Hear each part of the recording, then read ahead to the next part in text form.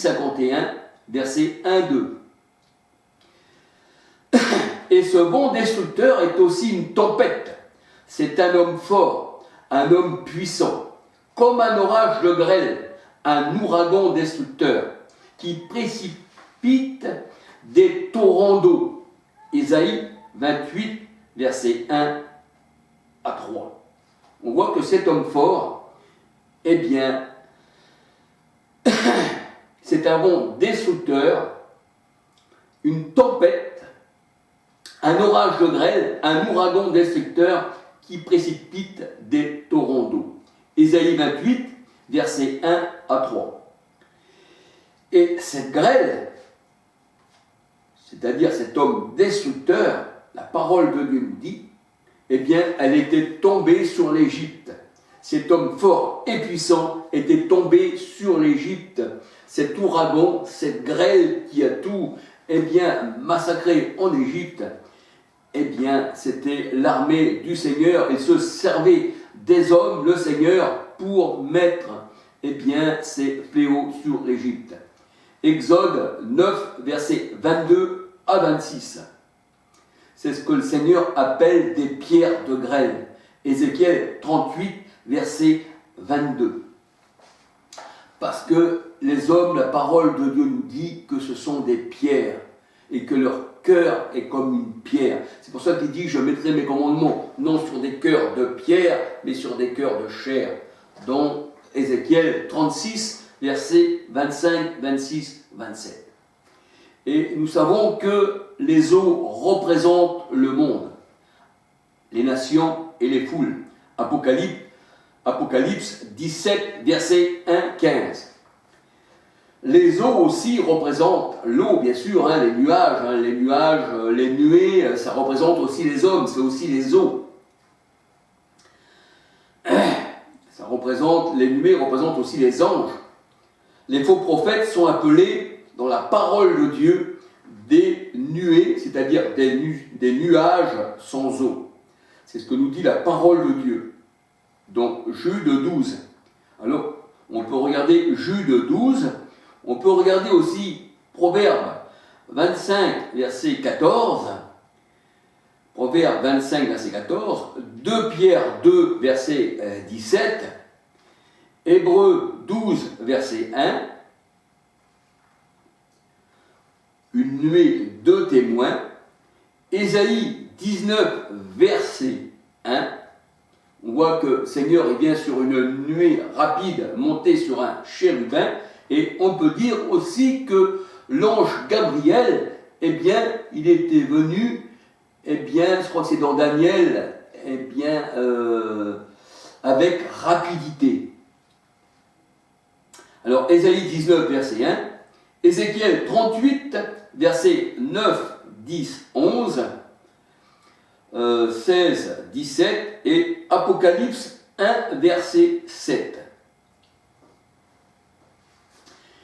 Et comme les nuées représentent les hommes, que les nuées sans eau représentent les faux prophètes, et nous voyons que les nuées représentent les chérubins sur lesquels le Seigneur est monté aussi, Ésaïe 19, verset 1.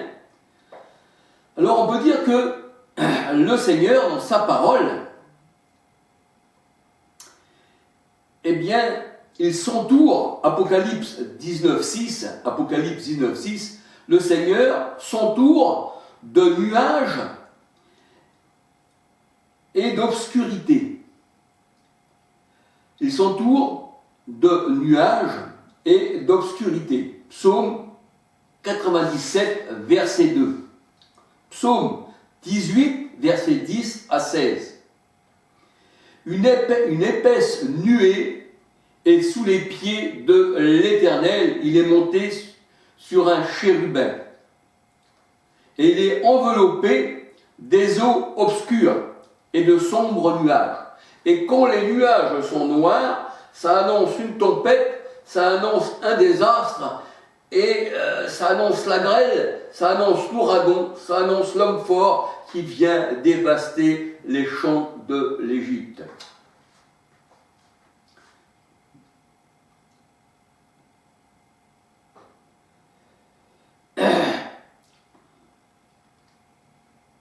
et par les eaux, par les nuées, par les nuages, eh bien, le Seigneur bénit ou apporte le malheur. Il se sert des nuages, c'est-à-dire des nuées, des chérubins. Il se sert, eh bien, comme d'une verge. Quand il les envoie, soit que c'est pour un malheur ou pour une bénédiction, les nuages changent selon le plan de Dieu. Ils varient selon, eh bien, le plan de Dieu. Job 37, versets 10 à 16, et Job 36, versets 27, 28, 29. Job 37, versets 10 à 16. Job 36, versets 27, 28, 29. Et on peut dire que les nuages sans eau sont des faux prophètes, Jude 12. Pourquoi? Parce qu'ils n'ont pas l'Esprit Saint, ils n'ont pas l'eau qui représente l'Esprit Saint. Jean 7, 37, 38, 39. 1 Corinthiens 12, 13. En un sens, ils n'ont pas l'Éternel avec eux qui est la source d'eau vive. Jérémie 2, verset 13. Les hommes sont les héros de la colère de Dieu. Ils sont des instruments de colère de l'Éternel. Ésaïe 13, versets 3 à 5. Les eaux représentent les hommes ou des nations. Apocalypse 17, 1, 15. Job 6, versets 15, 16, 17. Et la parole de Dieu nous dit, vu que l'homme est considéré à de l'eau, aussi à un fleuve, aussi à une mer, Job 7, 12, suis-je un monstre, suis-je une mer, parce que les grandes eaux, ça représente les nations, les poules, Apocalypse 17, 1, 15. Et la parole de Dieu nous dit dans Ésaïe 51, versets 9, 10, eh bien que le monstre, c'est la mer. Alléluia. Donc on peut dire que l'ennemi, la parole de Dieu nous dit, vient comme un fleuve. L'ennemi vient comme un fleuve. Ésaïe 59, verset 19. Le roi d'Assyrie, la parole de Dieu nous dit, s'élèvera au-dessus de son lit et se répandra sur toutes ses rives.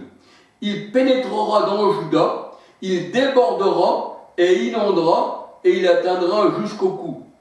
Ésaïe 8, verset 6, 7, 8. Alléluia. Et le dragon qui poursuit la femme, le serpent qui jette de l'eau bien contre la femme, et qui l'eau sort de sa gueule, eh bien, on peut dire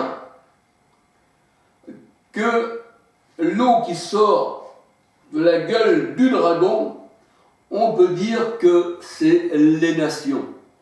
Pourquoi? Parce qu'il veut atteindre la femme et son enfant qui doit aller au désert. Eh bien, ça nous fait penser à Marie, ça nous fait penser à Christ, quand le roi Hérode, eh bien, a massacré tous les enfants pour essayer d'atteindre le Christ. Et là, on voit que Marie et Joseph sont revenus d'Égypte. C'est pour ça que la parole de Dieu, elle dit, « Voici, j'appellerai mon fils hors d'Égypte ». Alors, nous voyons que ceci représente encore, eh bien, les eaux, ça représente encore les nations qui sortent de la gueule du dragon. Apocalypse 12, versets 13, 14, 15, 16, 17. Apocalypse 12, versets 13, 14, 15, 16, 17.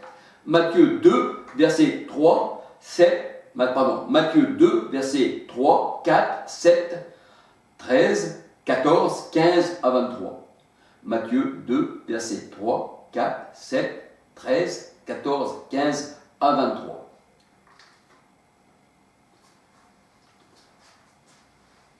Et la parole de Dieu nous dit que les troupes des hommes représentent un torrent. Les troupes des hommes représente un torrent. Daniel 12, verset 22-40. Daniel 12, verset 22-40. Daniel 9, 26.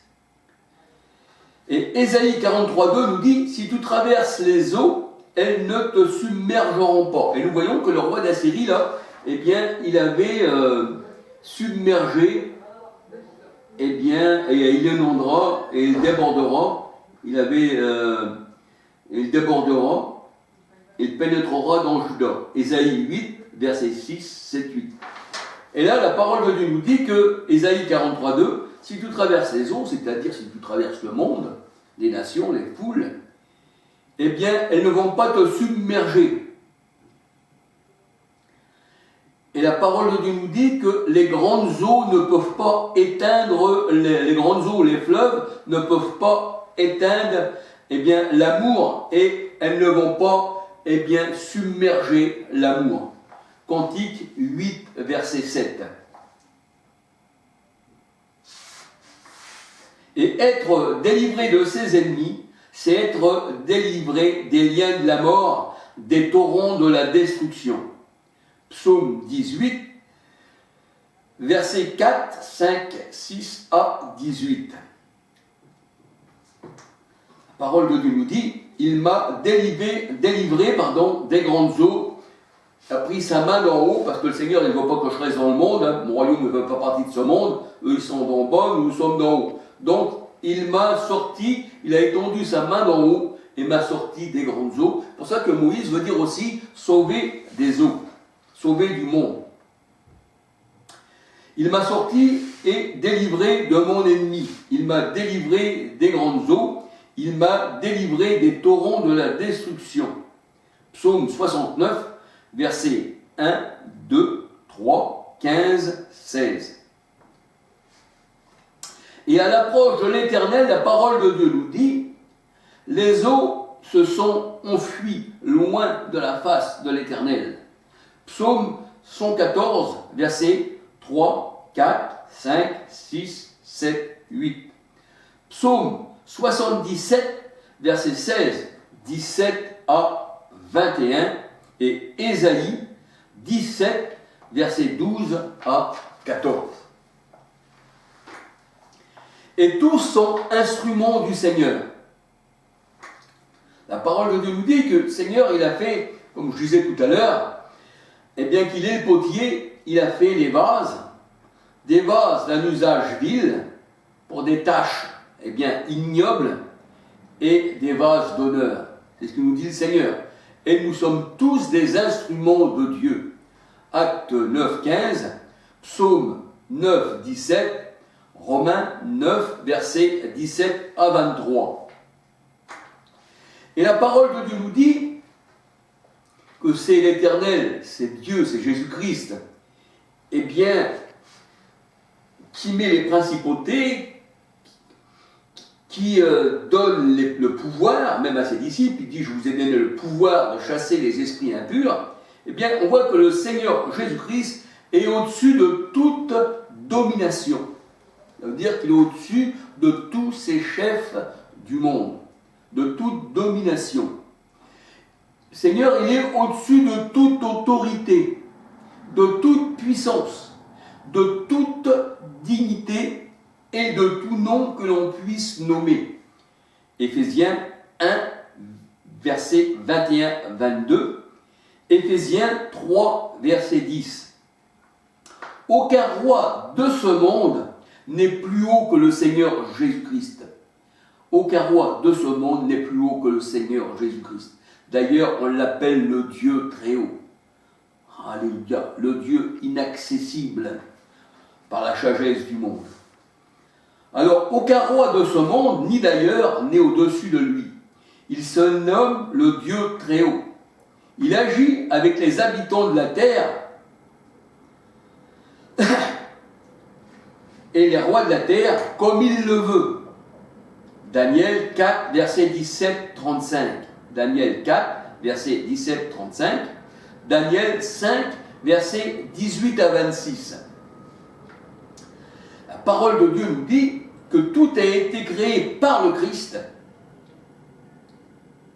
Apocalypse 3,14, tout a été créé par le Christ, pour lui.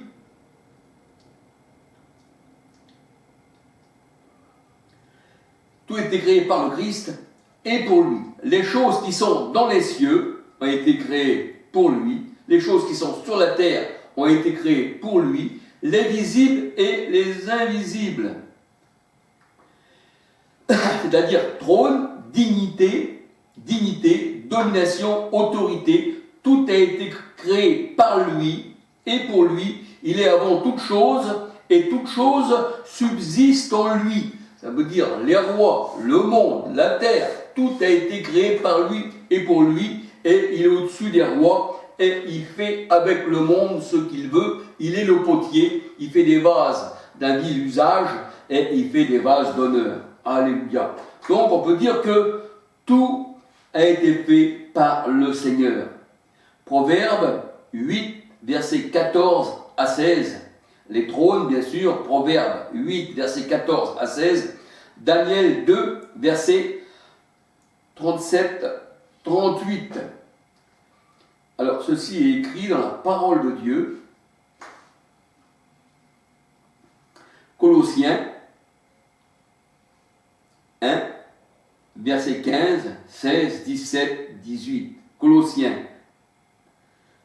1, verset 15, 16, 17, 18, je veux bien regarder si c'est dans Colossiens 1, il me semble, mais des fois on peut se tromper.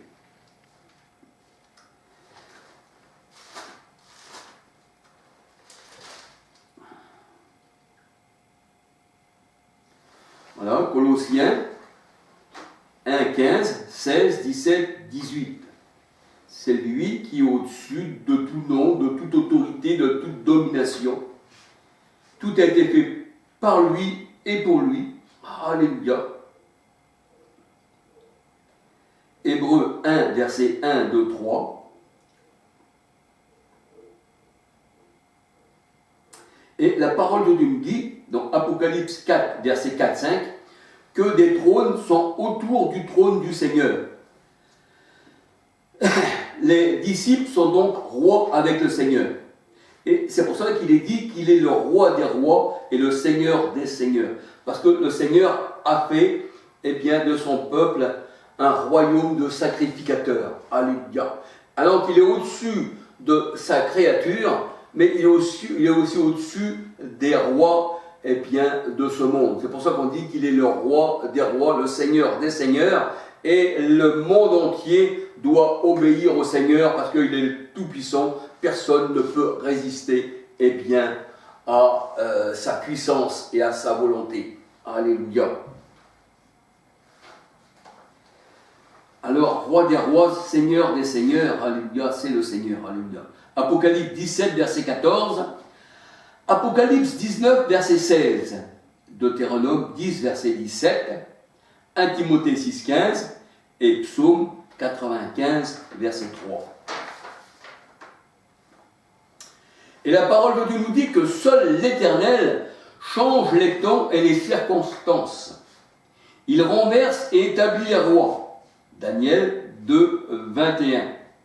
Et on peut dire que Joseph, quand il a été vendu par ses frères, ça a été voulu du Seigneur, bien que ses frères ne le savaient pas. Pourquoi ? Parce que le Seigneur, eh bien, il a un plan.